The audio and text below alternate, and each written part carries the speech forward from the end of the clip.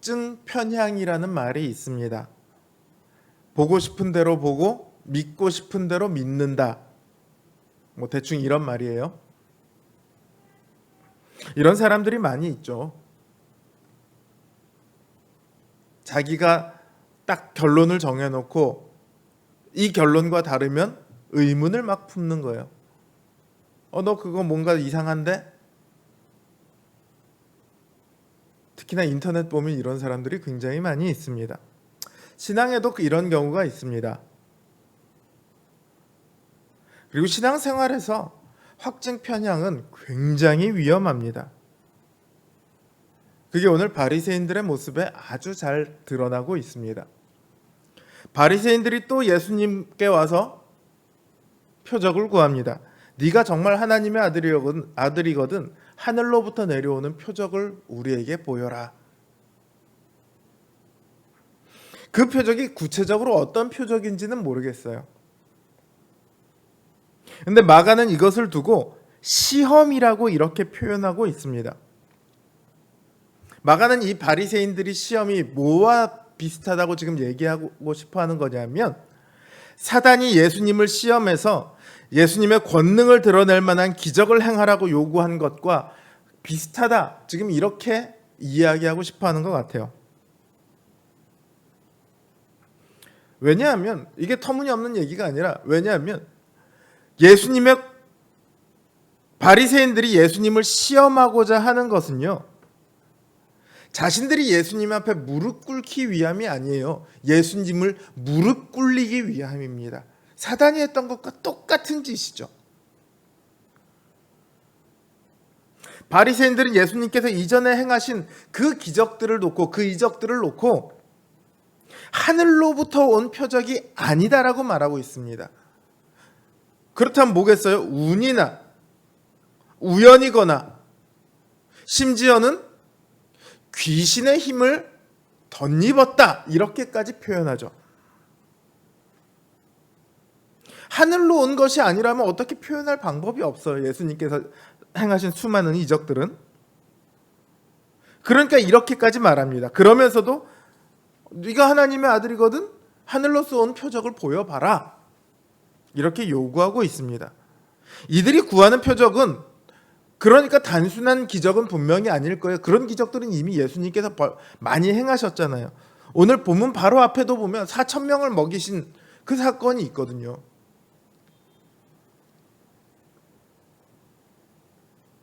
그냥 단순한 기적이 아닐 거예요. 그들이 원하는 것은 어떤 거냐면 예수님께서 자신들의 요구대로 표적을 보여주는 거예요. 예수님께서 자신들의 율법을 잘 따르면서도 동시에 하나님으로부터 왔다는 증거도 보이길 원하고 싶어 합니다.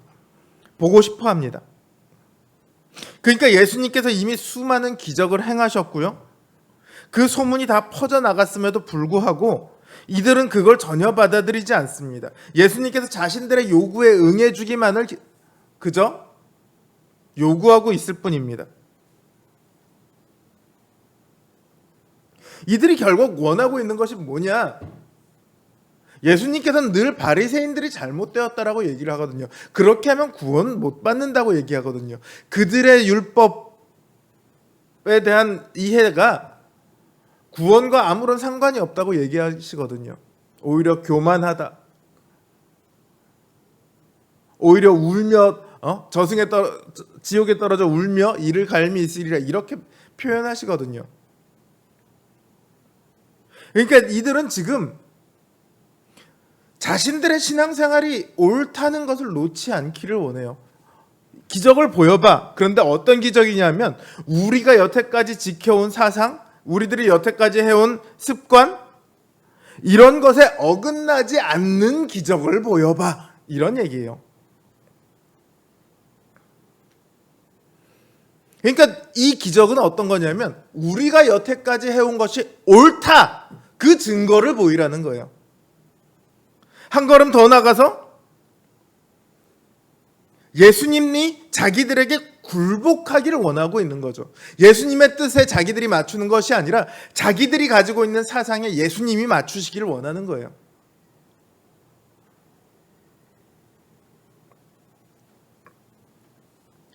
만약 그들의 요구대로 예수님께서 행동하신다면 예수님은 문자 그대로 그들의 통제 아래 있는 사람이 되고 말 거예요.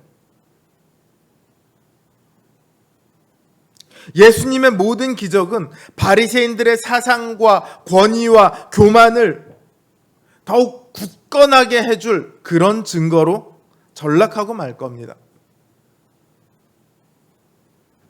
그래서 예수님께서는 말씀하세요. 너희들에게 이제 하나님께서 표적을 주시지 아니하리라. 왜 표적을 안 주세요? 이미 많이 줬거든요. 충분한 표적을 주셨거든요. 그들은요, 모든 인류 역사를 통틀어서 가장 놀라운, 가장 확실한 표적을 가진 세대입니다. 바로 예수님이죠. 하나님께서 육신을 입고 이 땅에 오셨습니다. 모든 사람들이 다 볼 수 있도록 육신을 입고 이 땅에 오셨습니다. 그리고 하나님만이 하실 수 있는 권능들을 행하셨습니다.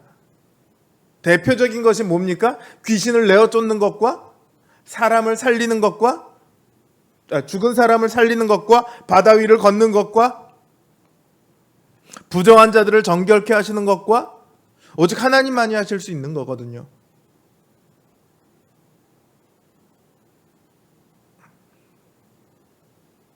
그럼에도 그들은 그 표적을 무시합니다.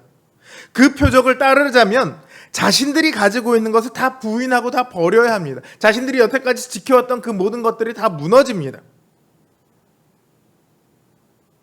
그래서 이들은 예수는 가짜다! 이렇게 주장을 하죠. 그렇게 믿고 싶어 합니다. 그리고 그렇게 믿고 있어요. 진짜일 리 없어. 그러니 그 눈에 무슨 표적이 보이겠습니까? 이들은요, 어떤 기적을 봐도 예수님을 믿지 않습니다. 그 어떤 표적을 보여주시더라도 이제까지 그러왔듯이 그 표적들을 다 무시해 버릴 거예요. 이들은 기적이 안 일어나서 안 믿는 게 아닙니다. 표적이 없어서 안 믿는 게 아닙니다. 마음에 불신이 가득하기 때문에 안 믿는 거예요. 이들은 하나님을 믿고 예수님을 믿는 것이 아니라 자기 자신의 행함, 내가 여태까지 붙들고 있는 이거를 믿고 있는 거예요.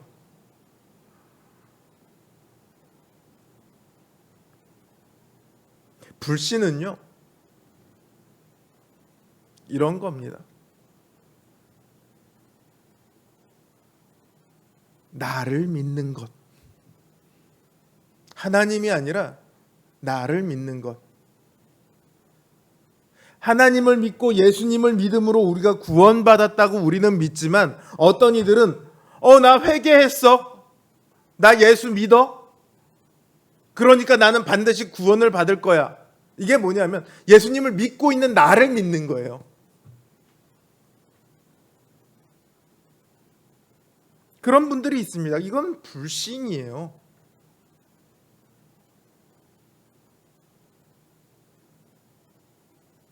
우리 안에요, 이런 불신의 모습이 사실은 굉장히 많이 있습니다. 바리새인들만 그런 것이 아니에요. 우리가 기도하는데 하나님께서 때때로 우리 뜻대로 안 들어주실 때가 있습니다. 원망하고 불평하죠. 이게 심할 때는 어디까지 가냐면 하나님이 어디 있어? 여기까지 갑니다. 그리고 거기까지 가면 믿음을 완전히 버리게 되죠. 이게 뭐예요? 하나님대로 우리가 시키는 대로 하라는 거예요. 그래야 믿겠다는 소리죠. 우리 뜻대로 하는 하나님이 정말 하나님일까요?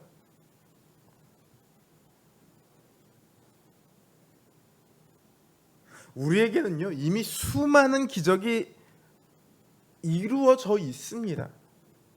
우리 살아온 그 삶의 역사 속에, 우리의 인생의 그 과정 속에 수많은 기적이 있어요. 지금 이 순간도 기적이라 부를 만한 것들이 주어지고 있을 겁니다. 가장 대표적인 것이 뭐냐면 기도예요. 기도는요 우리가 기도한 대로 이루어지는 것이 기적이 아니라요, 우리가 기도를 할 수 있다는 것, 그리고 그 기도를 하나님께서 귀담아 들으신다는 것이 가장 큰 기적입니다. 하나님의 원수였잖아요. 원수의 간구를 누가 듣습니까? 원수는 쳐 죽여야 될 대상이죠. 근데 우리의 기도를 들으신단 말이에요. 여러분, 관공서 같은데 민원 하나 넣어도요 얼마나 무성의하게 대응하는지 아세요? 이거 저희 관할이 아닙니다. 그쪽으로 알아보세요. 자기들이 전화 한 번만 해서 좀 연락을 해줘도 될 텐데 그렇게 안 해요. 여기 전화 걸었다 저기 전화 걸었다 다 해야 돼요. 근데 하나님은 그렇게 하시는 적이 없죠. 우리의 기도를 언제나 들으십니다. 그것이 왜 기적이 아니겠습니까? 다만 우리가 보지 못하고 깨닫지 못했을 뿐 우리 삶에는요 하나님의 일하심에 대한 수많은 증거가 있습니다. 우리 삶에서뿐만 아니라 이 성경에는, 성경의 처음부터 끝까지 모든 성경이 다 그 증거입니다. 그 증거들은 우리에게 말합니다. 하나님이 우리에게 무릎 꿇는 것이 구원이 아니라 우리가 하나님께 무릎을 꿇는 것이 구원이라고.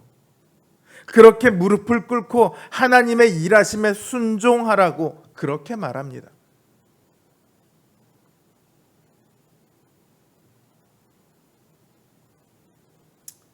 우리가 보고 싶은 대로, 우리가 믿고 싶은 대로, 우리가 이루고 싶은 대로가 아니라 하나님께서 행하시는 대로, 하나님께서 보여주시는 대로, 하나님께서 말씀해 주시는 대로, 하나님께서 인도하시는 대로 믿음의 길을 걸어갈 때 우리의 삶은 수많은 믿음의 증거들로 가득 차 있음을 우리는 깨닫게 될 겁니다. 부디 그 복된 인생을 살아가는, 그 하나님의 일하심을 날마다 발견하는 저와 여러분 되시기를 주님의 이름으로 기원합니다.